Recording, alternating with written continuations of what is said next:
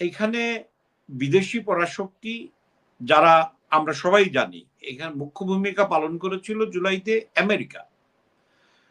So America, আমি বারবার আপনার আগের অনুষ্ঠানেও বলেছি, আমাদের 71-এ আসলে আমরা আমেরিকা এবং পাকিস্তানের যৌথ বাহিনীকে পরাজিত করেছি। তাদের সাথে তাদের সহযোগী ছিল তৎকালীন জামাত।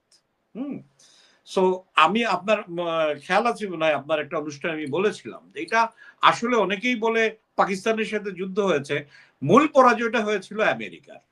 আমেরিকা সেই পরাজয়ের প্রতিশোধ নিতে জামাতকে ব্যবহার করছে।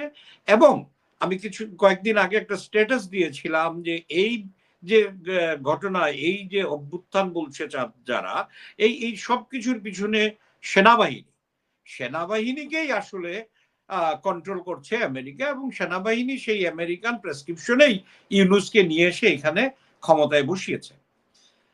আপনার জুলাই সনদ না দিলে, জুলাই সনদ দিয়ে বাংলাদেশের সংবিধানকে যদি তারা স্টপ না করে